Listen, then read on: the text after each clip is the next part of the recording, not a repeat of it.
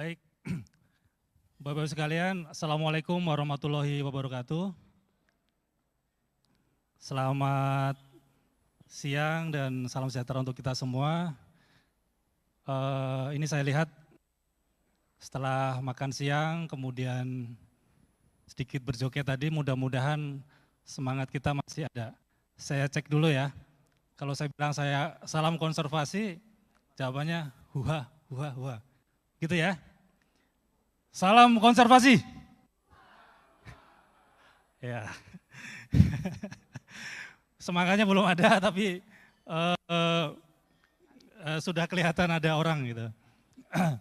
Baik, Bapak-Ibu sekalian, sesi keempat ini kita akan membahas tema tentang freshwater species. Kalau kita bicara tentang freshwater species, yang ada di pikiran kita adalah spesies yang ada di perairan air tawar, begitu ya. Nah, sesi kali ini kita akan menghadirkan 3 narasumber. Nanti akan saya panggil satu persatu untuk maju ke depan. Yang pertama adalah Dr. RR Nat Ayu Safitri Nurinsyah dari BRIN atau Masyarakat Moluska Indonesia. Kepada Bu Ayu, kami persilakan untuk naik ke atas panggung. Kemudian yang kedua, ini saya panggil Mas Agung Nugroho, ini kebetulan namanya sama persis dengan saya. Jadi saya sangat familiar. Beliau lebih senang dipanggil sebagai penggiat capung. Kepada Mas Agung saya persilahkan untuk ke depan. Ya. Kemudian Dr. Hewan Alfian dari Balai Besar KSDA NTT. Kami persilahkan Pak Mas Alfian untuk maju ke depan. Baik, kita berikan aplaus dulu untuk ketiga narasumber pada sore hari ini.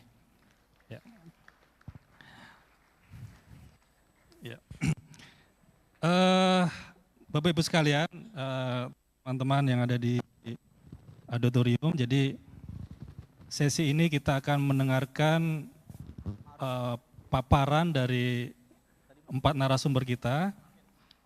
Nanti Ibu, saya manggil Ibu atau Mbak ya, Mbak Ayu ya, Mbak Dr. Ayu akan menyampaikan tentang keanekaragaman hayati moluska di Indonesia, terutama yang di air tawar. Kemudian nanti Mas Agung terkait dengan capung. Ini saya waktu menerima sebagai moderator, saya berpikir capung kok freshwater species gitu ya. Mungkin teman-teman juga ada yang penasaran kok. Biasanya kita lihat capung ini kan ada di daun-daun di arboreal begitu ya. Ini hubungannya dengan freshwater species ini apa nih? Nah, nanti kita coba kulik ya. Nah, kemudian Pak Mas Alfian ya, saya panggil Alfian, ini akan menjelaskan tentang kura-kura leher ular rote. Di antara teman-teman Bapak Ibu sekalian di sini yang pernah melihat kura-kura rote siapa ya? Tunjuk jari. Wah, bisa dihitung nih jumlahnya. Baik, sesi ini akan kita bagi nanti panel bertiga. Waktunya karena kita hanya 1 jam, jadi 10-15 menit. Setelah itu nanti diskusi dan ada kuesioner. Saya membawa tiga buku bagus nih buat 3 orang yang ada di sini. Nanti mohon siapkan 1 pertanyaan yang mudah untuk teman-teman yang ada di sini. Ini bukunya tentang petualangan alam Indonesia. Ya, jadi tolong nanti diperhatikan materi yang diberikan supaya bisa menjawab pertanyaan yang akan disampaikan. Baik, yang pertama saya berikan waktu kepada Bu Dr. Ayu, tapi saya bacakan dulu sekilas tentang CV beliau. Dr. Rernat Ayu Safitri Nurinsyah. Ini lulusan dari S3 Universitas Hamburg, Germany. Saat ini menjadi bekerja di Research Center for Biology Zoology Division of Biosystematic and Evolution, BRIN. Kemudian pengalaman organisasi saat ini dari 2020 sampai sekarang sebagai Presiden Masyarakat Moluska Indonesia. Nah, kita berarti akan mendapatkan paparan dari Presiden. Nih, ya. Kemudian yang kedua nanti dari Mas Agung Nugroho, penggiat konservasi capung. Ini beliau ini lulusan S1 Teknik Mesin. Tapi memang kecintaannya ini terhadap hidupan alam liar. Ini teman-teman yang lulusan ilmu hayat jangan mau kalah ya. Profesi beliau adalah freelance foto dan desain grafis. Dan salah satu author dari buku Capung Cihuni yang terbit di tahun 2016. Kemudian nanti dilanjutkan oleh Dr. Hewan Alfian. Ini beliau pendidikan S1 dan profesi dokter hewan dari Universitas Gadjah Mada. Saat ini sebagai fungsional pengendali ekosistem hutan pada Balai Besar KSDA NTT di Maumere dan Kupang. Beliau aktif partisipasi pada seminar internasional dan nasional, khususnya terkait dengan kura-kura leher ular rote dan pernah melakukan studi banding di Singapore Zoo. Baik, untuk selanjutnya waktu dan tempat saya serahkan ke Dr. Ayu. Silakan. Baik, terima kasih Pak Agung selaku moderator. Yang saya hormati juga Bapak Ibu, Bapak-bapak, Bapak-bapak narasumber, ada Ibu Dit kita, Kasubdit ya, dan Bapak Ibu sekalian dari KKSG, terima kasih, dari KSDI maksudnya terima kasih sekali atas undangannya. Lalu kawan-kawan dari IUCN IDSSG, mungkin tadi pagi di absen ya oleh Pak Sunarto, saya mau mengabsenkan diri. Mas Narto, saya juga sudah mendaftar sebagai perwakilan dari Moluska di IUCN IDSSG, mudah-mudahan bisa bermanfaat. Dan untuk kawan-kawan dari mahasiswa, saya lihat juga banyak sekali. Selamat siang semuanya, Assalamualaikum warahmatullahi wabarakatuh. Kedengaran Pak semangatnya, alhamdulillah ya. Iya. Baik, pada hari ini izinkan saya untuk men-share kepada hadirin semua, kepada kawan-kawan sekalian tentang Moluska.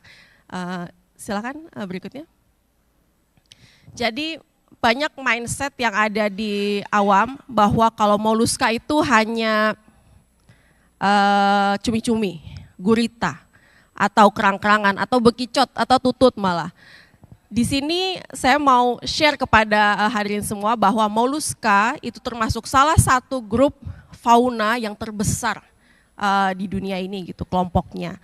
Dan mereka hidup di berbagai habitat, ada yang di kapur, ada yang di hutan tentunya, di mangrove, di sungai, baik yang sungai dengan agak deras maupun yang dia tenang, ada yang di pesisir dan di laut. Jadi hidup di macam-macam berbagai habitat, namun bukan berarti mereka satu jenis itu hidup di dua alam, misalnya bukan seperti itu. Tetapi mereka ada spesifikasi tertentu. Slide berikutnya. Dan ini saya memberikan gambaran bahwa Moluska itu bukan hanya jenis-jenis yang bisa dihitung oleh tangan tadi, tapi ini adalah berbagai keanekaragaman hayati Moluska atau hewan-hewan bertubuh lunak yang hidup di Indonesia. Ada mereka-mereka yang tidak bercangkang, yang mungkin sering dibilang, oh itu adalah lintah darat. Bukan, itu adalah slug atau keong telanjang. Dia memiliki radar atau antena dan dia biasa ditemukan di halaman rumah, misalnya habis hujan, nah itu suka ketemu juga. Lalu di sini sudah dipublikasi oleh molluskabase.org, itu adalah suatu platform tempat berkumpulnya para malakologis atau orang-orang yang ahli dalam bidang moluska. Itu berdasarkan data 2024 ada 126.316 nama moluska yang tervalidasi. Jadi itu jenis-jenisnya begitu ya. Dan ini masih underestimated. Jadi jumlah aslinya itu bisa jauh lebih daripada jumlah tersebut. Di Indonesia ada lebih dari 5.000 spesies moluska. Dan ini ada komponen tadi, gurita, cumi-cumi, kerang, keong, dan sebagainya. Dan berdasarkan catatan per kemarin 2024, kita telah mendata 557 spesies moluska air tawar. Jadi yang termasuk ke dalam moluska air tawar adalah kelompok kerang-kerangan dan keong-keongan. Jadi hanya 2 kelompok ini. Seperti itu. Dan data ini sudah kami submit untuk memperbaharui status kekinian KHT Indonesia dan insya Allah nanti akan masuk juga di IPSAP begitu. Dan maaf sebelumnya, ya terima kasih. Jadi di antara 557 itu, 111 spesiesnya adalah endemik Indonesia. Jadi mungkin dari tadi pagi sudah terjelaskan apa itu spesies endemik ya. Jadi jenis-jenis ini hanya ada di perairan air tawar Indonesia. Begitu, dan ini baru moluska air tawar gitu. Belum yang air laut, belum yang daratnya. Next slide. Dari jenis-jenis tersebut atau dari 5.000 spesies tadi ya yang ada di Indonesia, yang masuk ke dalam lindungan di peraturan Permen LHK 106 itu baru 5 spesies. Dan ini kami dari BRIN juga bersama dengan beberapa stakeholders lainnya sudah mencoba merangkai dan mengusulkan beberapa spesies-spesies biota yang perlu sekiranya dilindungi, baik dilindungi penuh maupun dilindungi terbatas. Berikutnya. Kalau berdasarkan daftar merah IUCN, jadi kalau tadi pagi Pak Narto sudah memberikan ya list beberapa jumlah spesies yang ada di Indonesia yang masuk ke dalam daftar merah. Jadi moluska itu kalau daftar tadi pagi adalah 381 dan ini publikasi tahun 2023 memang 377. Setelah kami konfirmasi datanya itu ternyata ada beberapa spesies yang telah mengalami sinonim begitu. Jadi dia tidak lagi 381 dan mungkin ke depannya jumlah ini bisa bertambah atau siapa tahu dia bisa jadi reverse threat ya, dia berkurang gitu jumlah yang terancam punahnya.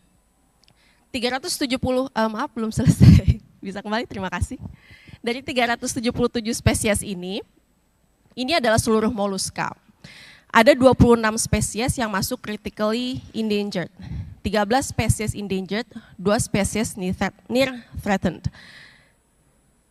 Sayangnya dari yang berstatus CR, endangered dan near threatened ini berasal dari freshwater mollusca. Artinya ini semuanya adalah keong air tawar. Bahkan jenis-jenis keong seperti Tridacna atau Hippopus dia masih berstatus vulnerable. Nah ini bukan berarti mereka tidak terancam ya, tetapi ini karena status assessment-nya masih tahun 1996 dan ini perlu pembaharuan untuk melihat kondisi populasi saat ini. Namun yang perlu digarisbawahi adalah yang sudah masuk critically endangered ini dari spesies air tawar. Dan selanjutnya mungkin slide-nya. Dan ini ada 2 spesies yang dia ada kemungkinan dia sudah punah di alam. Seperti karena populasi saat ini dia sudah tidak tercatat. Berikutnya. Mungkin baik lagi ke belakang, mohon maaf. Sebelumnya. Nah, jadi tadi dari yang berstatus critical endangered dan endangered tadi, mereka mayoritas berasal dari Pulau Sulawesi dan mayoritasnya lagi berasal atau catatannya berasal dari sistem danau purba yang ada di Malili Lake System. Begitu, jadi ada danau Matano, danau Poso seperti itu masuk ke dalam sistem tersebut dan ini adalah keong-keong yang di-assess pada tahun 2018 publikasinya dan ini masuk ke dalam status critical endangered dan endangered. Berikutnya. Ini ada yang sudah mempublikasi tahun 2021 bagaimana ancaman-ancaman sudah habis waktunya. Oh ya, lanjut. Jadi ada beberapa ancaman terhadap moluska air tawar. Dan untuk Indonesia ini ada 3 aspek yang dia mohon maaf ini suara dari mana Pak? Timernya bisa di off-kan dulu. Mohon maaf kalau waktunya sudah lewat ternyata ya. Lanjut Bu. Oke. Oke. Kita lanjut aja ya, kawan-kawan sekalian. Jadi ini ada 3 aspek yang dia mengancam moluska air tawar Indonesia, seperti dilihat di sini. Jadi ada kategori BRU atau Biological Resource Use, ini adalah eksploitasi atau penggunaan dari moluska air tawar tersebut. Jadi penggunaan berkelanjutan, it's okay, karena kalau yang namanya berkelanjutan berarti dia memperhatikan aspek lestari, tetapi kalau eksploitasi itu berarti dia habis-habisan dan itu yang harus dihindari ya. Nah, yang kedua adalah NSM atau Natural System Modification, ini lebih kepada perubahan habitat dan perubahan rumah-rumah dari moluska itu sendiri. Dan yang terakhir adalah Domestic and Urban Waste atau Industrial Effluent. Jadi ini seringkali menyebabkan adanya sedimentasi atau polutan-polutan yang keluar ke dalam sistem perairan dan ini sangat mengancam moluska air tawar.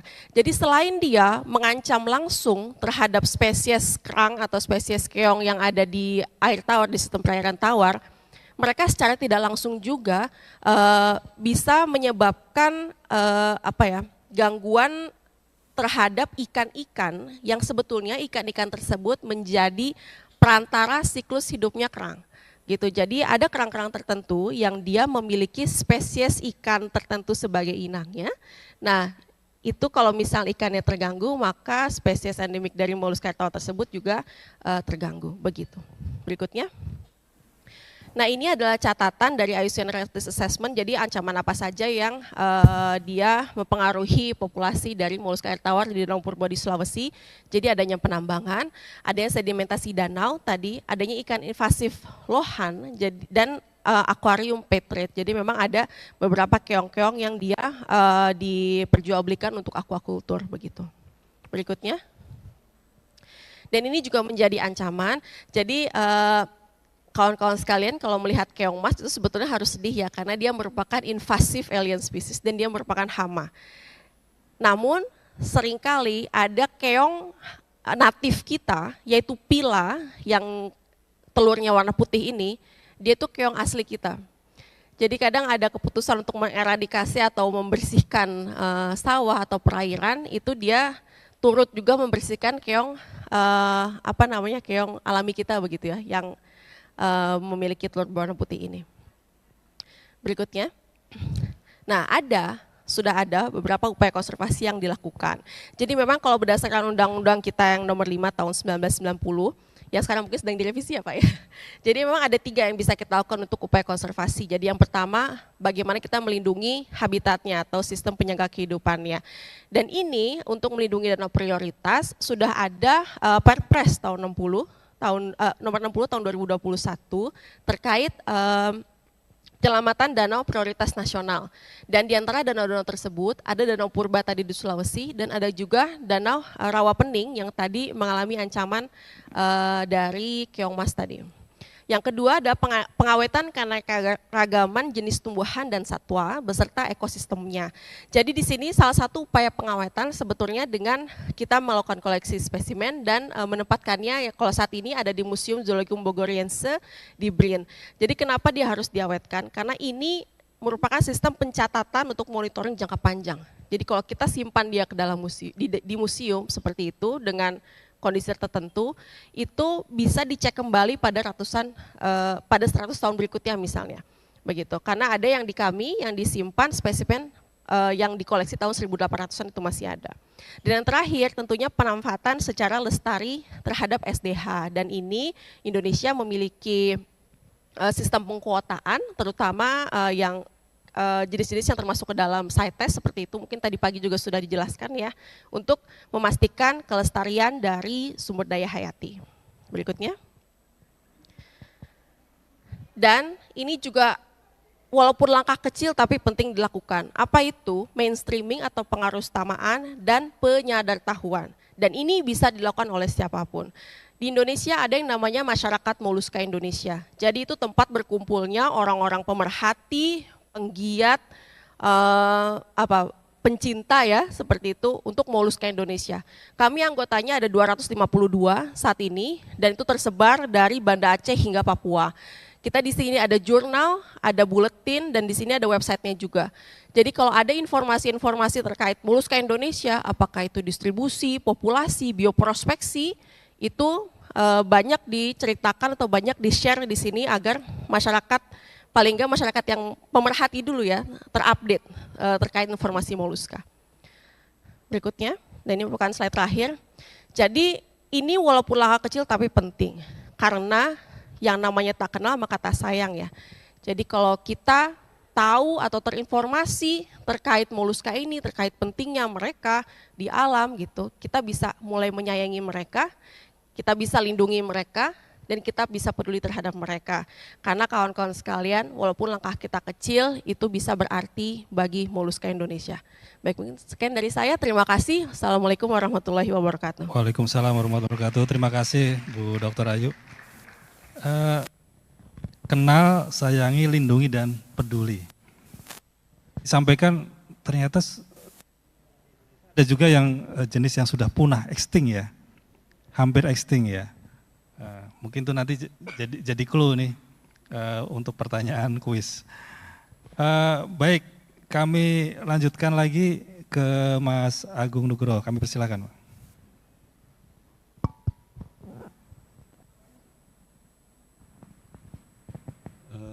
Selamat siang.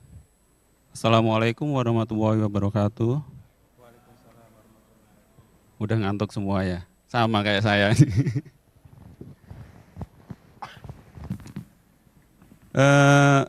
Capung. Semua mungkin udah kenal ketika kita keluar rumah, ke taman atau kemana aja deh.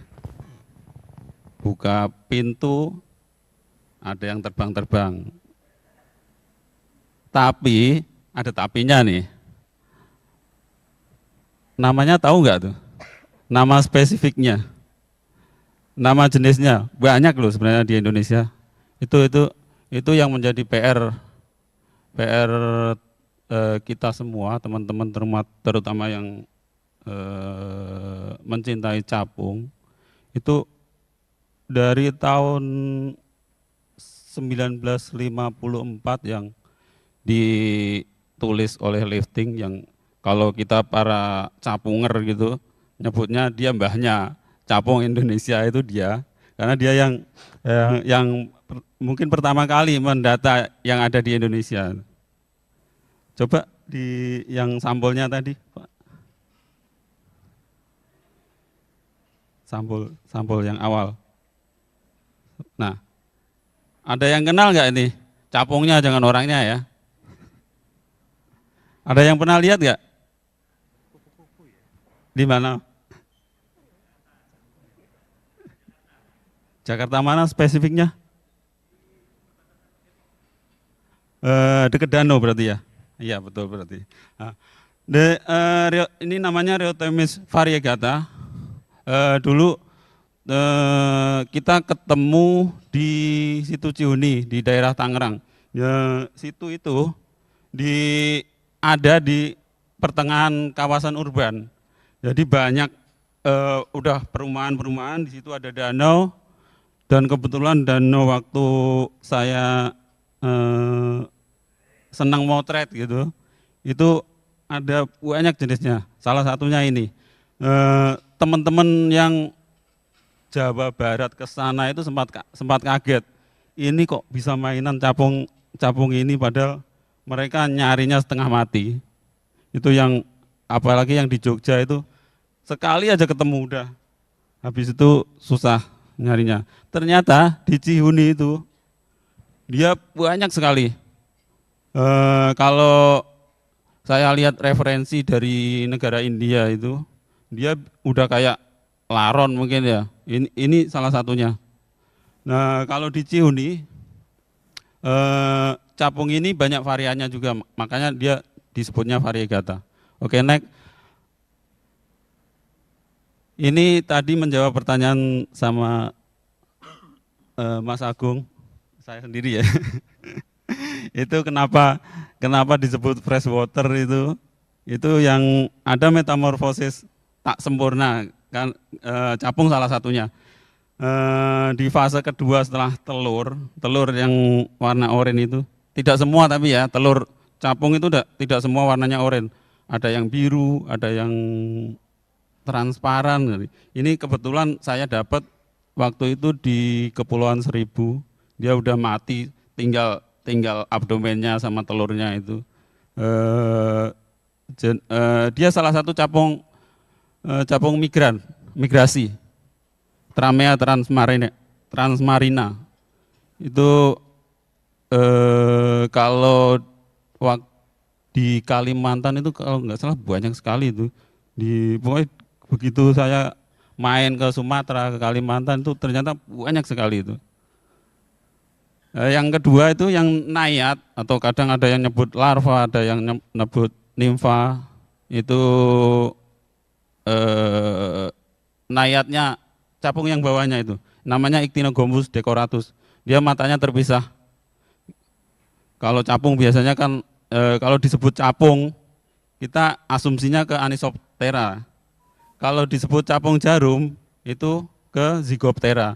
Nah, salah satu capung Anisoptera ini yang matanya memisah itu Ictinogombus decoratus tadi. Itu termasuk masuk ke family Gompidae.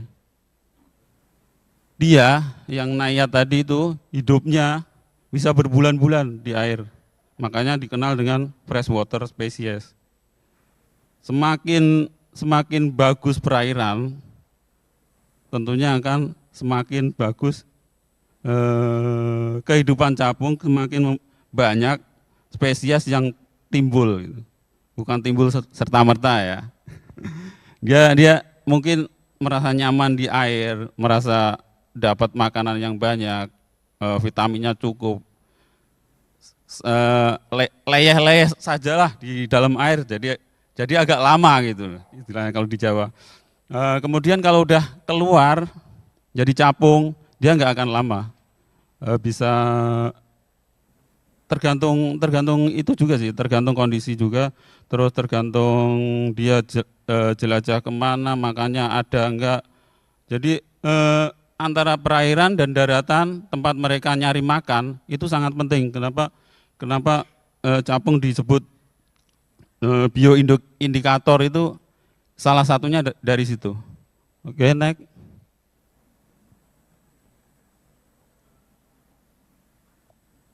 Halo, next. Sedikit cerita tentang pengamatan capung. Jadi ini kalau ngamatin capung kita bisa 24 jam loh. Enggak kayak hewan lain harus pagi, harus benar-benar siang, atau hewan nokturnal harus malam. Dia ada capung yang keluar dari subuh itu ada. Sudah beraktivitas, dia cari makan. Kemudian kalau siang kan umum, dari pagi sampai siang itu umum. Kemudian siang hari ada pose-pose tertentu, nanti di slide berikutnya ada gerakan capung yang unik gitu. Kemudian sore hari juga ada yang masih beraktivitas, mating dan lain-lain. Maghrib mau senja itu ada lagi beberapa spesies yang keluar. Seperti yang paling atas itu yang putih itu, kalau bapak-bapak ibu-ibu punya kolam di rumah, kadang mereka datang. Di sekitar rumah itu banyak, nggak harus kita pergi ke tempat yang bagus. Dia ke tempat yang airnya nggak bagus pun mampu hidup. Itu Zygoma obtusum. Kalau kita nyebut kadang capung pocong karena warna putihnya dia itu sampai ke sayap-sayapnya, hanya ujung sayapnya aja yang hitam itu. Itu kalau bapak-bapak dan teman-teman semua main ke Taman Kota BSD yang satu, itu salah satu rumahnya mereka. Bisa ngamatin mereka tidur bergantungan di pohon, terus di situ ada sungai, dia nanti sorenya itu mondar-mandir di sungai tersebut. Kemudian yang warna hijau ya, hijau itu metamorfosis biasanya malam. Untuk capung Anisoptera tadi itu, kalau di daerah sini rata-rata jam 8, jam 9 itu nayat udah mulai naik. Tengah malam bisa mulai mekar, itu meletek. Kalau bahasa Jawa meletek itu punggungnya. Jadi jadi keluar sedikit demi sedikit kayak yang contoh yang capung jarum. Cuma lain waktu kalau capung jarum yang ini dia keluar subuh. Rata-rata subuh sampai pagi. Jadi kalau saya motret gitu sering kelewat. Kenapa? Waktunya ngantar anak-anak gitu. Jadi kalau libur itu rebutan sama anak. Saya mau motret dulu capung gitu. Meeting ini susah karena apa? Dia nayatnya itu paling 1 senti ya, sebesar biji beras. Jadi mata udah nyari subuh-subuh udah gelap, dia tempatnya di bawah daun. Lumayan susah yang ini, yang kecil-kecil itu. Terus meeting itu biasanya kalau udah ada sinar matahari. Yang menarik yang agak besar itu nayat kecil-kecil itu nayat Pantala flavens yang teman-teman kadang nyebutnya capung kembara. Dia juga salah satu capung migrasi. Di kebetulan di Tangerang itu, di tempat saya tinggal itu, saya pernah melihat 2 kali migrasi. Yang paling heboh itu kalau waktu pas zaman COVID, banyak sekali, bisa ribuan kali itu. Jadi sempat tiduran di halaman, di rerumputan di dekat-dekat rumah kan nggak ada yang mau motong waktu itu kan, nggak berani pada keluar. Nah, saya keluar lihat capung malam-malam itu pada tidur banyak sekali. Menurut catatan memang jalur lintasan. Jadi kehidupan seperti itu sebenarnya di kita belum banyak tergali. Makanya ketika saya dikenalkan sama capung ini kok menarik ya. Akhirnya saya abaikan kan, dari background saya teknik tadi saya abaikan loh. Menarik nih, apalagi buat foto juga ini. Terus selanjutnya, nah ini kehidupan capung yang kadang menarik, dari meetingnya itu kadang berjamaah. Itu bukan satu spesies saja tuh, bisa beberapa spesies 3 atau 4 bareng-bareng di satu juluran akar. Kemudian meetingnya juga ada yang sambil terbang, ada yang diem, ada yang tahan cuma beberapa detik, ada yang tahan beberapa jam. Bahkan pernah paginya saya temen motret, besoknya saya ke situ lagi masih ada, masih nempel. Itu juga ada kayak gitu. Terus kenapa disebut pengendali ekosistem tuh? Ada yang dia makan nyamuk, makan serangga kecil-kecil lainnya. Terus kalau yang saya kasih di foto itu capung makan capung. Sering lihat ya kalau capung makan capung.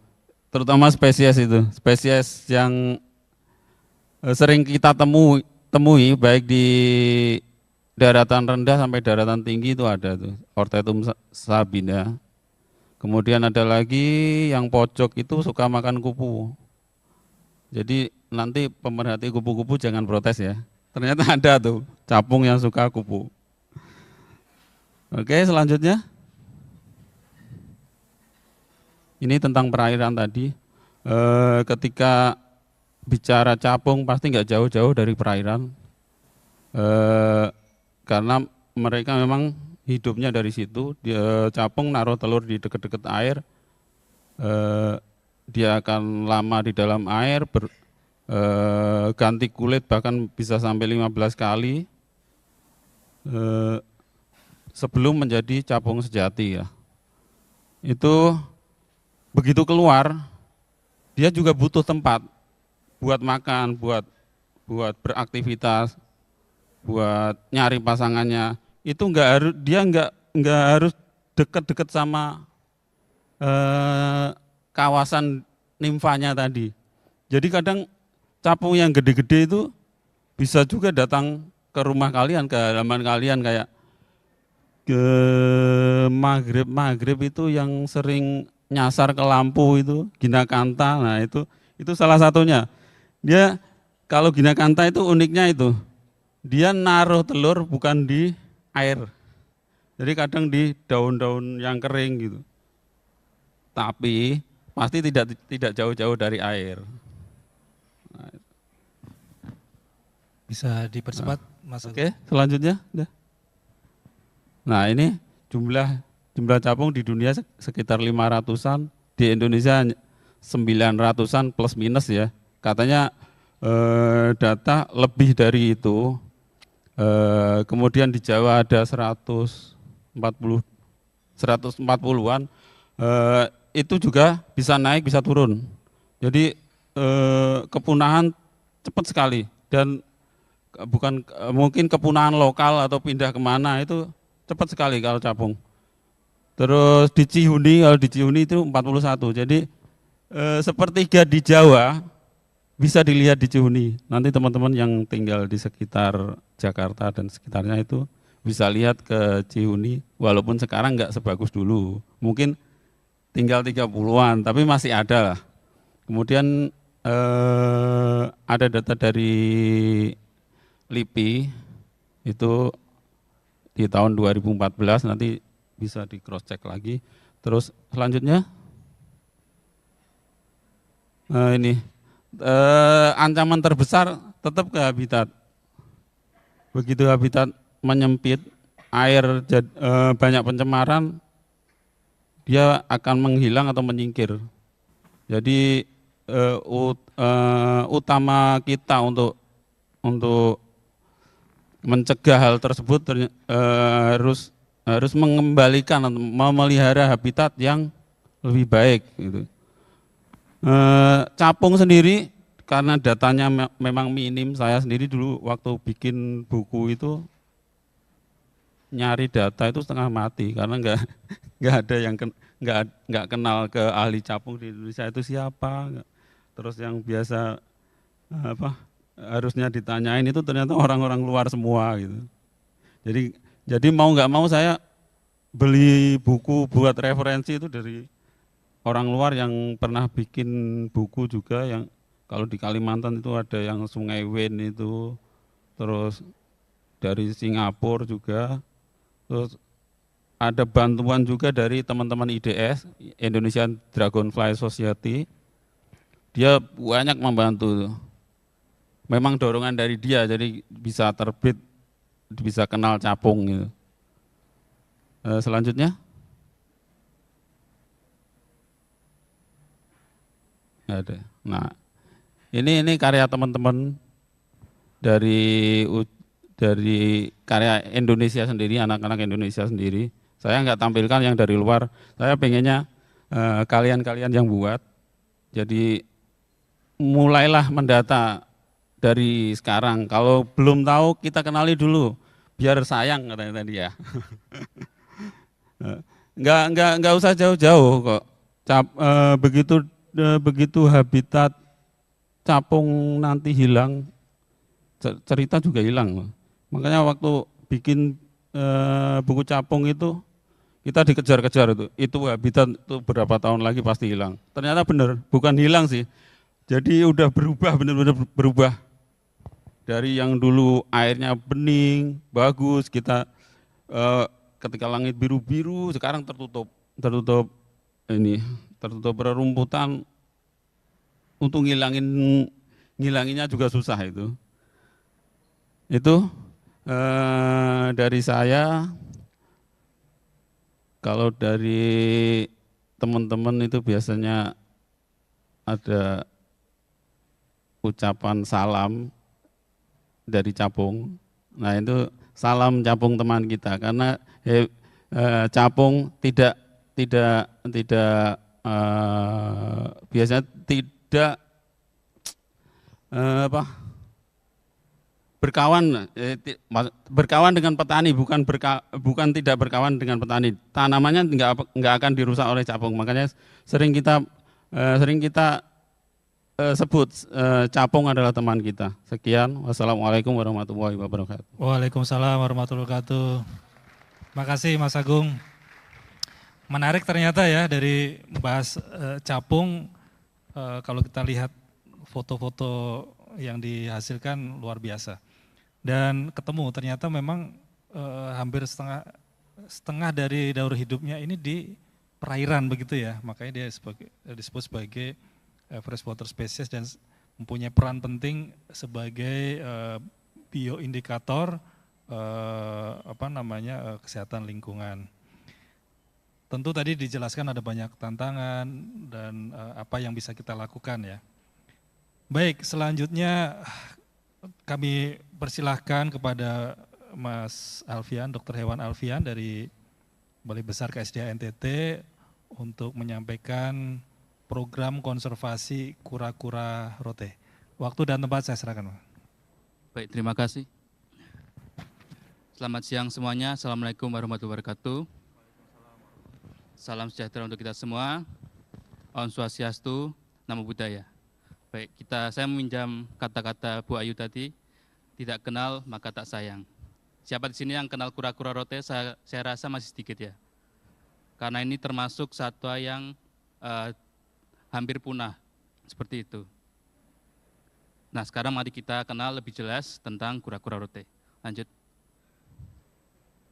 Nah, di sini kita akan sedikit membahas tentang profil, kemudian program repatriasi, nanti saya jelaskan, kemudian tentang pengembangbiakan, dan terakhir tentang reintroduksi atau soft release. Lanjut. Baik, ini kura-kura rote. Kita belajar peta dulu sedikit. Jadi Pulau Rote itu sendiri ada di Provinsi NTT. Mungkin yang terkenal di NTT itu Labuan Bajo. Jarang orang mengenal Kupang, apalagi Rote, seperti itu. Nah, Rote itu berada di pulau bagian barat dari Pulau Timor. Di situ ada Kupang. Nah, di Pulau Rote itu sendiri, dahulu kala ada kura-kura yang endemik di situ. Namun sayang, sekarang kura-kura itu termasuk dalam 25 satwa yang paling punah, kura-kura yang paling terancam di dunia. Itu. Nah, sayangnya di Indonesia sendiri kura-kura rote baru dilindungi itu tahun 2018. Nah, di bawah peraturan Menteri LHK tahun 106. Padahal menurut IUCN sendiri sudah termasuk critically endangered. Bahkan diduga kuat, kura-kura ini sudah punah di alam. Jadi ketika kita ke Pulau Rote, kemudian kita masuk ke danau, kita udah nggak ketemu lagi sama kura-kura rote. Lanjut. Nah, apa sih yang menyebabkan kura-kura rote hingga hilang dari Pulau Rote? Yang utama adalah perdagangan yang ilegal, perdagangan satwa liar, wildlife trade. Jadi pada waktu tahun-tahun 70-80, kura-kura rote ini dinikmati diminati oleh masyarakat di luar negeri maupun mungkin dari teman-teman dari sini. Mungkin dulu menganggapnya ini satwa eksotik karena lehernya yang panjang seperti ular. Kadang kita memberi namanya snake turtle, jadi kura-kura leher ular begitu. Nah, pada tahun 70-80, kura-kura rote belum termasuk satwa yang dilindungi. Jadi kura-kura rote sendiri waktu itu ketika ada eksploitasi yang berlebihan, ya sudah kirim. Dan tahun segitu jangankan rote, mungkin di Kupang sendiri belum terlalu kuat peredarannya seperti itu. Bahkan di sini saya kutip statement bahwa pada tahun 79 itu satu hari pengumpul ataupun pencari kura-kura itu bisa sampai 300 ekor dalam satu hari. Ketika sekarang kita ke Rote dan tidak bisa menemukan kura-kura, pada zaman tahun itu tuh dalam satu hari bisa dapat 300 ekor seperti itu. Lanjut. Nah, disinilah program konservasi kura-kura rote. Di sini kami dari BPKS NTT, kemudian teman-teman dari BRIN, kemudian mitra utama kami dari BPS, kita mencoba menyusun roadmap, mungkin bisa dibilang serak juga, strategi untuk konservasi kura-kura rote dari tahun 2023 hingga 2038. Di sini kita meliputi mulai dari program fasilitasnya, kemudian breedingnya, kemudian bagaimana kita mengassessment danaunya, habitatnya. Kemudian kita tidak melupakan peran penting dari masyarakat, karena perlu diketahui bahwa sekarang ini cuma tinggal 3 danau yang ada di rote yang cocok untuk kura-kura rote. Nanti bisa dilihat. Lanjut. Di sini tujuan utama kami adalah mengembalikan populasi kura-kura rote di Pulau Rote, karena sekarang kondisinya di Pulau Rote kita tidak bisa lihat lagi kura-kura ini. Kita kerjasama dengan BPS di mana, kemudian dari manajer dari Singapura. Lanjut. Di sini flashback sedikit tahun 2005. Jadi setelah perburuan besar-besaran tahun 70, 80, 90 mulai kura-kura sedikit, dan tahun 2005 ketika ada asesmen terhadap satu Pulau Rote, tidak ditemukan satupun kura-kura rote saat itu. Kemudian tahun 2009, Kementerian Hutan melepaskan 40 ekor di salah satu danau di Rote Tengah, tapi kurangnya pendekatan ke masyarakat, akhirnya ketika kita melakukan monitoring selanjutnya tidak ditemukan lagi. Karena perlu diketahui bahwa danau-danau yang ada di Rote itu di luar kawasan konservasi dan bukan milik pemerintah daerah. Jadi danau-danau yang ada di Rote itu milik keluarga-keluarga atau marga-marga tertentu yang itu kepunyaan pribadi seperti itu. Jadi memang kita menekankan ini karena untuk mengusulkan danau-danau kura-kura Rote sebagai areal preservasi. Kemudian tahun 2021-2023 kita berhasil melakukan repatriasi. Lanjut. Nah, untuk kura-kura rote saya jelaskan tadi di Pulau Rote sudah punah. Akhirnya bagaimana kita bisa mengembalikan populasi tersebut? Kita cari di dalam Indonesia. Justru kura-kura rote sekarang yang kami punya di Kupang itu berasal dari Austria, kemudian berasal dari Amerika, yang kita pulangkan. Istilahnya repatriasi kan, memulangkan warga negara dalam hal ini kura-kura rote kembali ke Indonesia. Misalnya dari Austria, kemudian ke Amerika, kemudian dari Amerika transit dulu ke Singapura, bisa berbulan-bulan, proses situasi, pembiasaan dari negeri 4 musim tropis, kemudian dari Singapura kita kembali ke Kupang. Dari Kupang kami punya fasilitas, kita nanti kembalikan ke Pulau Rote, seperti itu. Kami alhamdulillah pernah melakukan 2 kali repatriasi. Yang pertama itu pada 2021 banyak 13 ekor. Kemudian pada tahun 2023 sebanyak 33 ekor. Lanjut. Next. Ini salah satu bentuk perjalanannya dari Singapura, kemudian ke Jakarta, kemudian ke Kupang. Kita naikkan dia dengan Garuda seperti itu. Kami yang satu saja naik Lion. Maaf. Lanjut. Kemudian ke Kupang, sampai di Kupang kita cek kesehatannya, kemudian kita cek ID chip-nya. Jadi masing-masing kura-kura yang datang itu punya ID chip, punya KTP seperti itu. Jadi kita scan tahun ini ternyata individu ini jenis kelamin ini, kemudian umur sekian, berasal dari bapak dan ibu yang ini. Kita punya silsilah seperti itu. Lanjut. Ini fasilitas kami ada di Kupang, di Provinsi NTT, tepatnya di kantor seksi. Dan saya kerja di seksi konservasi wilayah 2 di Kupang. Di situ ada unit-unit pelindungan satwa, kita kenal sekarang UPS, yang bersertifikat sebagai IKH atau isolasi karantina hewan, sekaligus sebagai fasilitas koloni asuransi. Yaitu fasilitas yang menjamin atau mengasuransi bahwa koloni kura-kura ini tetap ada, walaupun di alam sendiri sudah ada, tapi setidaknya di fasilitas kami ada. Seperti itu. Dan di sini kita ada building nest ataupun bak pembiakan, kemudian ada juga kolam habituasi. Jadi ibaratnya kan ini kura-kura kota dari Amerika, dari Singapura datang. Nah, kita tidak bisa serta-merta langsung pasti rote. Jadi kita siapkan unit di habituasi, itu di Kupang. Kemudian kita punya ruangan inkubator untuk bisa menginkubasi telur hingga menetas. Kemudian kita juga melakukan pengecekan kesehatan, pemberian pakan, memperkenalkan ikan-ikan lokal yang ada di NTT. Kemudian kita cek kesehatan airnya juga, lingkungannya seperti itu. Lanjut. Nah ini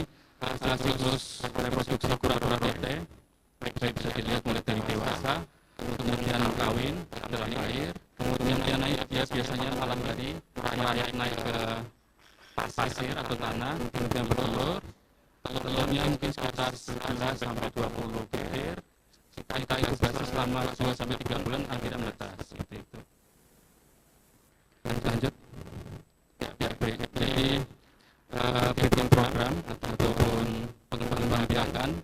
Kami tahun 2023 berhasil menetaskan 65 tukik kura-kura rote dari 3 indukan.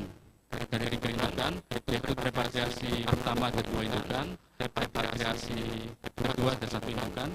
Nah, dari 3 indukan tersebut tahun 2023 sendiri berhasil menetas sebanyak 65 ekor. Ini bisa dilihat kura-kuranya, lucu-lucu. Lanjut. Next.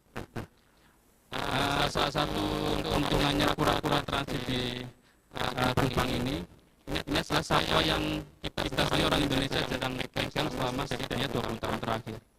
Nah, ketika ada kesempatan kura-kura ini ada di Kupang dan kita kelola sendiri, banyak aspek-aspeknya akhirnya bisa kita gali. Contohnya, salah satu contohnya adalah kita bisa mengetahui perkembangan embrio dalam telur, seperti itu. Nanti bisa lagi kita ketahui perilaku ataupun perilaku dari kura-kura rote ketika dia berhadapan dengan kolam seperti itu. Jadi saya pernah ke Singapura dan di sana itu kura-kura rote berada di kolam yang sangat bersih.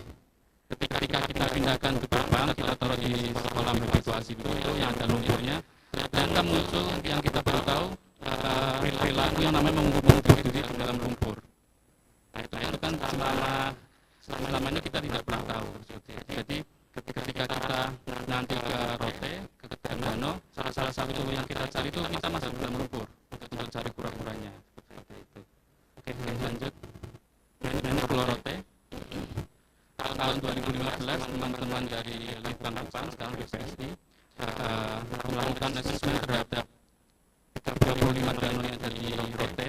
Jadi Rote pulau kecil tapi banyak kantung-kantung air di situ. Dan dari 35 danau tersebut terdapat 3 yang paling cocok. Ada 3 yang paling cocok, yaitu Danau Peto, Danau Lebulu, dan Danau Lembeoen. Nah, tahun 2021 BRIN dengan BKSDNT melakukan assessment lagi dan kita mendapatkan 1 danau yang cocok, yaitu Lebulu. Lanjut. Oke, jadi kita masuk ke reintroduksi. Ada 2, letter in the box. Nah, ini letter in the box, yaitu kita membuat suatu kandang dalam lingkungan terkontrol, di mana di situ kita taruh pakan kura-kura rote, kemudian kita taruh vegetasi kura-kura rote di situ, tempat-tempat musim segala macam, yang nanti kita lepaskan kura-kura rote tidak langsung ke danaunya, tapi ke dalam lingkungan terkontrol. Nanti setelah kita lihat kura-kuranya beradaptasi, baru kita lepas seperti itu. Ya, kemudian ini tentang aturan adat atau Batak. Mungkin kalau Sumatera sana orang bilang hutan larangan atau di Papua sana bilang sasi. Di Rote sendiri kami punya namanya Batak. Itu aturan adat bagaimana kita mengolah sumber daya alam di situ. Jadi Batak sendiri di salah satu danau Batak ini ada satu statement bahwa dilarang keras untuk mengambil kura-kura rote dan bagian-bagiannya. Seperti itu. Dan ketika dia langgar, nanti aturannya jelas. Ada uang, nanti kambing 1 ekor, nanti beras ataupun nanti sopi atau minuman lokal di sana. Lanjut. Baik, jadi tahun 2024 di sini rencana kami adalah kita melakukan reintroduksi secara kontrol di Rote. Kita sudah menyiapkan 18 ekor kura-kura untuk dikirimkan ke Rote untuk dilepasliarkan. Kemudian bisa dilihat di bagian bawah, kita berencana untuk memberikan radiotelemetri supaya ketika kura-kura itu dapat dilepas, itu kita tetap bisa memantau pergerakannya.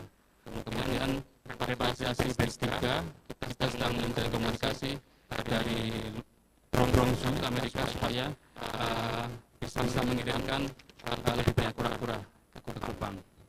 Lanjut. Nah, ini kita khusus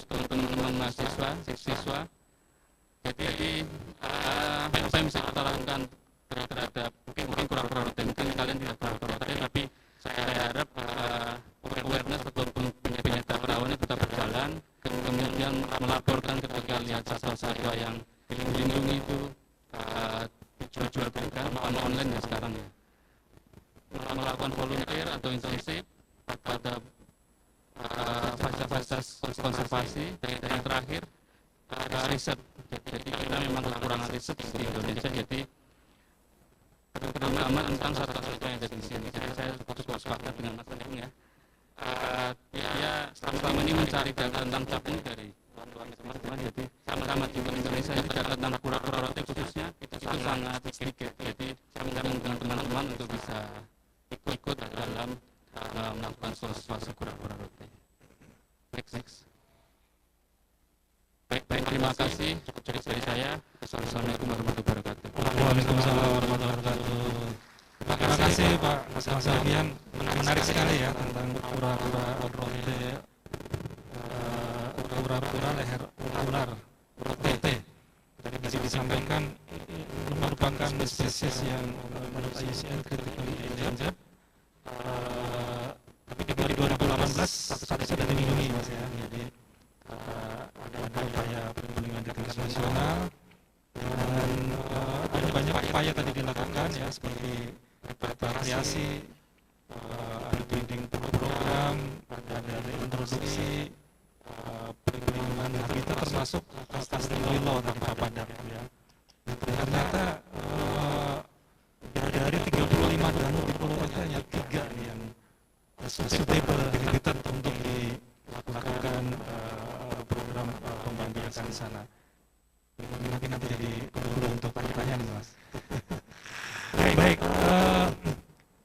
masih ada waktu 10 menit, jadi 5 menit, masing-masing 7 menit untuk pertanyaan, diskusi, kemudian nanti sisanya kuis ya. Mohon nanti Mas Alfian, Mas Agung sama Bu Ayu itu untuk menyampaikan satu pertanyaan yang ringan-ringan aja. Baik, dari yang ada di forum ini ada yang ingin bertanya? Raise hand, 1 atau 2 atau 3. Teman-teman mahasiswa, satu di sana. Ada lagi? Baik, mungkin teman-teman kalau ada yang di join di online ada pertanyaan bisa sampaikan ke saya. Baik, silakan perkenalkan namanya dan pertanyaannya ditujukan ke siapa. Baik, terima kasih Pak Moderator. Perkenalkan, saya Abai dari Belantara Foundation. Itu ditujukan untuk Mas Agung Nugroho. Pertanyaannya, dari sebanyak sejumlah capung yang ada di Indonesia, mungkin masih ada data-data yang lengkap gitu ya, terutama mungkin yang masuk yang dilindungi. Nah, menurut Mas Agung saat ini yang pernah terpotret oleh Mas Agung, ada berapa jenis capung yang statusnya sudah dilindungi oleh pemerintah Indonesia? Itu yang pertama. Kemudian yang kedua adalah bagaimana kondisi atau ajakan gitu ya untuk generasi muda kita memperbanyakan capung. Tapi tagline-nya sebenarnya menarik, mengapung gitu ya. Mungkin bagaimana bisa sharing gaya-gaya visual gitu ya untuk kami generasi muda untuk memperbanyakan pentingnya capung di ekosistem. Mungkin itu dari saya. Terima kasih. Selamat siang. Assalamualaikum warahmatullahi wabarakatuh. Waalaikumsalam. Ada lagi? Silakan satu di depan. Mohon ya. Perkenalkan nama dan pertanyaan diajukan ke siapa. Silakan. Baik, terima kasih. Saya Tika, saya dari UIN. Pertanyaan saya mengenai kura-kura rote. Pertanyaannya tadi yang berhasil menetas hanya 65 dari 160. Betul ya? Itu menetas pada tahun 2023. Bulannya boleh tahu Mas? Itu pertama. Kedua, sampai dengan saat ini berarti total usianya berapa? Apakah sampai saat ini 65 itu dia masih survive atau belum? Itu pertanyaan pertanyaan selanjutnya, tadi kan disebutkan juga yang habitatnya hanya ada 3 ya, yang bisa diidentifikasi yang sustainable sampai sekarang. Nah, sedangkan sisanya sebanyak berapa tadi ya? 35 berarti 33 lah ya. Itu kenapa tidak bisa menjadi habitat si kura-kura rote itu sendiri? Nah, kedua itu, ketiga nanti rencana selanjutnya dari tukik yang sudah besar akan dirilis ke yang ketiga atau bagaimana selanjutnya? Mungkin itu Pak. Terima kasih banyak. Baik. Ada lagi satu lagi. Oke, kalau tidak ada, kami silakan Mas Agung sama pertanyaan dari Mas Ibai ya tadi ya. Berapa jenis yang dilindungi dan untuk keserasian apa yang bisa dilakukan ya. Mungkin ada lagi dari Mbak Tika untuk Mas Alfian, ada banyak pertanyaan. Ada 3 ya. Baik, silakan. Baik, terima kasih. Kalau yang undang-undang di Indonesia belum ada. Capung belum ada yang dilindungi. Peraturan menteri yang terbaru itu sampai sekarang belum ada. Ini dari 41 jenis itu kalau menurut IUCN waktu itu terbit itu masuk kategori LC semua. LC kecuali dua itu di data division, jadi nggak ada data. Jadi PR besar sebenarnya. Capung padahal tiba-tiba hilang, tiba-tiba habitat hancur, itu akan jadi kehilangan besar. Yang terbaru itu Ampla, yang Banyuwangi itu 50 tahun dia nggak muncul, sudah tidak ada. Nah, sebenarnya seperti itu. Kenapa enggak sampai sekarang nggak ada yang dilindungi itu? Saya pribadi juga pertanyaan besar. Data memang nggak ada, terus yang benar-benar konsen ke situ mendata keseluruhan wilayah itu juga belum ada. Nanti mungkin generasi muda yang baru akan muncul, semoga ya. Oke. Kemudian tagline yang menarik apa ya? Tadi ada teman-teman kita, ada Kenshi Cheng buat itu salah satu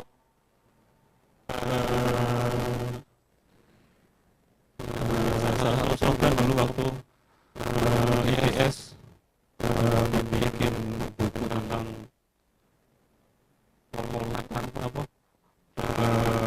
capung indikator lingkungan. Jadi jangan dilihat hanya airnya aja, kita harus lihat keseluruhan kehidupan capung karena dia air juga di daratan. Makanya paling murah itu kalau kita meneliti pencemaran ya lewat capung itu. Kita tinggal bawa foto, bawa pinot dan data, kelihatan. Kalau airnya bersih, kalau ini pengalaman pribadi aja. Kalau air bersih masih bagus, biasanya satwa tersebut warnanya lebih bright, lebih bagus lah. Beda kalau kita taman kota yang benar-benar airnya udah kotor gitu, biasanya udah sayapnya udah ada yang bolong-bolong, warnanya udah berkurang, hanya kalau daripada yang kita lihat yang di perairan bagus. Oke, udah. Ya. Baik, terima kasih Mas Agung. Mas Alfian, silakan. Terima kasih pertanyaannya. Jadi dari BRIN, kami juga salah satu pembimbing kami juga dari BRIN, Dr. Kayat. Izin. Saya mau menjawab pertanyaan Ibu tentang telur kura-kura. Jadi kura-kura kami tahun 2023 itu sebanyak 9 kali. Kemudian dari bulan Juni hingga terakhir itu bulan September telur. Kemudian menetasnya mulai dari November hingga Januari. Jadi ada beberapa generasi peneluran dan penetasannya. Yang paling tua sekarang sekitar 12 bulan kalau tidak salah. Kemudian dari 65 sekarang tersisa 30. Karena memang dari awal kan komunitas kondisinya tidak sama, ada yang cacat, kemudian ada yang kalah makan dengan yang lain, jadi ataupun imunnya memang tertunda. Pun ada beberapa kejadian seperti kita salah kasih makan, ternyata ada faktor itu memang pembelajaran buat kita semua, buat kami yang pengelola di sana. Ada hal yang sebenarnya kita tidak tahu, sekarang kita tahu, jadi kita lebih hati-hati. Kemudian kalau terkait danau, dari 35, 3 yang suitable, sekarang malah tinggal 1 dan danau itu nanti. Sisanya adalah banyaknya perubahan yang dulunya mungkin tidak ada pertanian masyarakat, sekarang banyak masyarakat di situ, terutamanya kita khawatir di pestisida ataupun cairan-cairan yang di pertanian itu yang pasti akan berpengaruh di kualitas air. Termasuk salah satu danau yang saya sebutkan tadi, Danau Beto itu dulu banyak sekali kura-kura di situ, tapi ketika selama 20 tahun ini kan banyak perubahan-perubahan, sekelilingnya sekarang sawah semua. Jadi sekarang kita mau lepas ke sana pun akhirnya berpikir ulang, apakah memang tepat kita melepaskan di situ. Oke. Demikian dari saya, terima kasih. Baik. Sesi diskusi saya tutup. Kita siap-siap untuk kuesioner. Sudah siap ya dengan satu pertanyaan. Tapi saya sebagai moderator juga boleh nanya sedikit nih. Saya mau nanya ke Dr. Ayu Safitri. Tadi kan Moluska ini kan punya nilai penting untuk manusia begitu ya. Kira-kira kalau kita bicara nih dari beberapa spesies, katakanlah misalnya dengan kura rote, ini bisa konsisten nggak ya? Atau mungkin apakah Moluska itu menjadi bagian dari apa sih namanya makan dari kura rote? Mas Alvin bilang iya nih. Ini kira-kira apakah mungkin menarik juga nih kalau bisa dikaji antara eksistensi Moluska di situ dengan kura rote. Langsung dilanjut dengan satu pertanyaan untuk silakan. Kesempatan pertama saya serahkan ke Bu Ayu. Baik, terima kasih Pak Agung. Ya, sepertinya akhirnya menjadi penting untuk menjaga keduanya ya. Jadi kalau misalnya Moluska sebagai pakar dari kura-kura itu sendiri, berarti ya memang yang harus kita jaga bersama-sama adalah rumah dari keduanya. Karena tadi juga saya agak sedih hanya ada satu akhirnya ya, dan itu yang bisa mengakomodir itu gitu. Dan kalau untuk Moluska sendiri memang ada jenis-jenis yang dia sensitif terhadap perubahan habitat, namun ada juga yang dia malah bisa jadi penanda indikator logam gara-gara dia sangat kuat terhadap logam tersebut. Namun justru itu jadi akhirnya backfire ya, karena kalau keong tersebut dikonsumsi berarti akumulasi polutan yang dimakan oleh pemakan keong tersebut itu jadi berkumpul di dia gitu kan, yang seperti itu mungkin. Lalu lanjut pertanyaan ya. Listener ya, teman-teman siapa saja boleh ikut. Jadi nanti ada satu pertanyaan dari Mbak Ayu, kemudian Mas Agung dan Mas Alfian. Yang bisa menjawab benar akan mendapatkan buku petualangan alam Indonesia. Ini udah langka sekali karena sudah nggak banyak dicetak lagi ya. Ini isinya foto-foto tentang keindahan alam di Indonesia. Baik, mungkin saya mau memberikan pertanyaan ke Gen Z ya, Gen Z. Karena kreatif mereka biasanya. Pertanyaan saya itu berkaitan dengan hati Indonesia, yang Moluska juga salah satunya. Tadi saya ceritakan kita perlu kenal dengan kehati, karena dengan kenal kita sayang, karena dengan sayang kita peduli, setelah kita peduli kita lindungi mereka.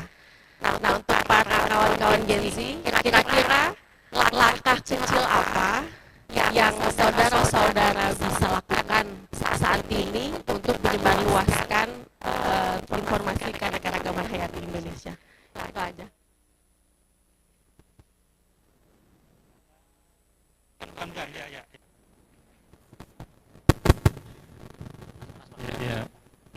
mudah-mudahan jawabannya langsung benar deh. Ya, sebelumnya selamat siang. Terima kasih banyak atas kesempatannya. Izin menjawab pertanyaan dari Mbak. Kenalkan dulu, kenalkan dari mana ya? Kenalkan, nama saya Hanung, saya dari Tangerang. Mohon izin menjawab pertanyaan dari Mbak Ayu. Kebetulan saya bukan Gen Z ya, tapi semoga jiwanya masih Gen Z. Ya. Baik, menjawab tadi bagaimana langkah kecil kita yang bisa dilakukan untuk menyuarakan ya bahasanya keanekaragaman hayati yang ada di Indonesia. Kebetulan saya saat ini bekerja sebagai ilustrator lepas, jadi saya sangat senang sekali memberikan informasi, kemudian karya melalui ilustrasi yang saya buat itu kepada halayak ramai. Jadi saya bisa memberikan apa yang jadi concern kita gitu ya tentang keanekaragaman hayati ke banyak orang gitu. Jadi melalui platform media sosial, kemudian melalui karya-karya yang coba saya buat gitu dan yang saya angkat tentang keanekaragaman hayati itu sendiri.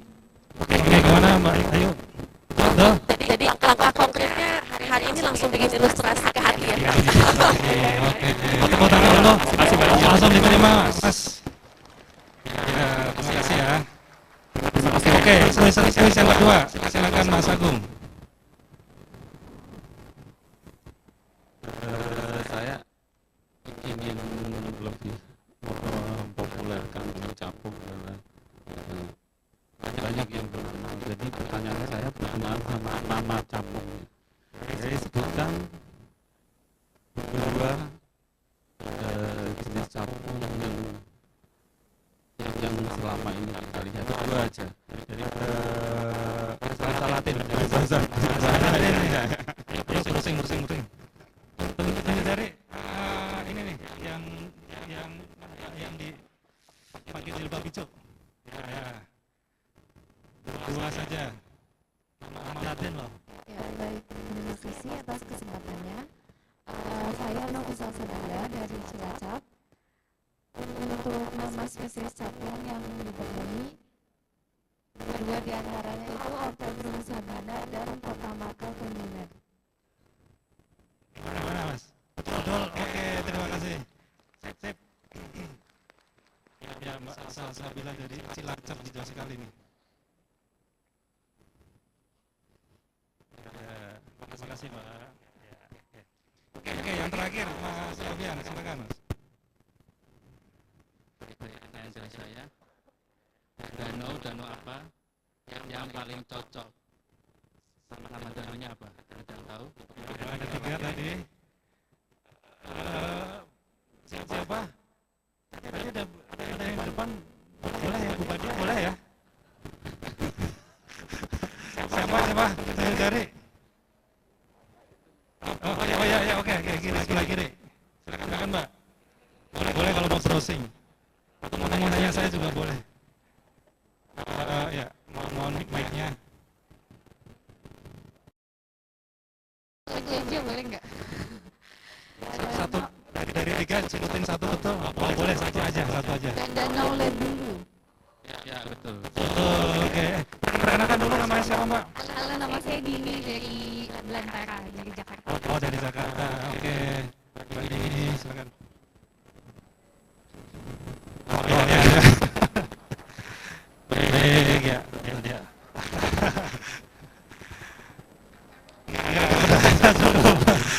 Baik Bapak-Bapak sekalian, berakhirlah sesi keempat ini tentang freshwater species.